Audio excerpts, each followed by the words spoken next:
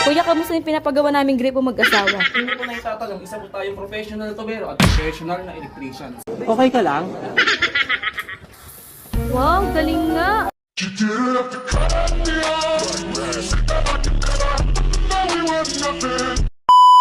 Grabe guys, check ko nga yung pinapagawa kong gripo dito sa labas. Check ko nga si kuya. Kuya, kamusta yung pinapagawa naming gripo mag-asawa?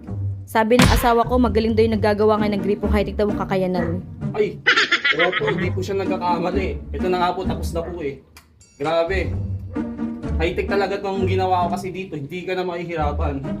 Tingnan niyo naman. Ito po. Oh. Technology! Ang ating gripo na may technology na high-tech. What? So sa madaling salita po ma'am, ganito po yan, explain ko po muna sa inyo kung bakit ito ang ginawa ko. Kasi, isa po kong tubero, professional. Professional tubero po ko. Okay. Kasi siyempre gusto ko po maglingkod sa inyo ng tapat at maganda. So isa rin po ang electrician kung hindi niyo po na itatanong. So pinagsama ko po yung dalawang skill ko po. Kaya ngayon, ewan ko na lang po kung may masasabi pa kayo sa gawa ko. Kaya hindi nagkakamali yung asawa niyo ma'am.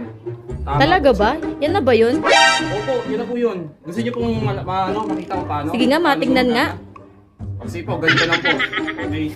Total, tapos na naman po mag-wiring. Diswitch po kasi ang ginawa natin. Kaya, wait lang po, papakita po natin. 2 hours later. Kuya, matanong lang po. Yes ma'am, ito okay na po. Paano niyo po napapagana ang tubig at kuryente sa isang line? Bali ma'am, kung hindi niyo po na itatanong, isa po tayong professional tubero at professional na electrician. Ulit-ulit na naman eh. So, yung natin kakainan, ay pinagsama na natin para wala na masabi. Eh, yung asawa, Pwede pala yun? yung asawa niyo po kasi, nakausap ko na po dito, na-explain ko na po sa kanya kung paano po ito. Bali, siya na po ang magtuturo sa inyo nito. Bali po ito, okay na po yan. Ipapakita ko na lang kung paano siya gumagana. Sige nga, pakita mo nga. So, ganito lang po yan. Yan. Kung makikita niyo po, ma'am.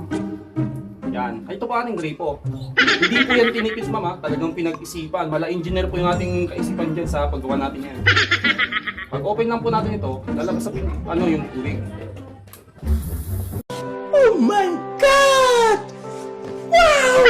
Wow, galing nga. Patayin mo Angas natin. mo. Buksan ko po ulit. Medyo delay lang, ma'am. Patayin ko po ulit. Okay, nakuha ko na kuya. Ang galing mo.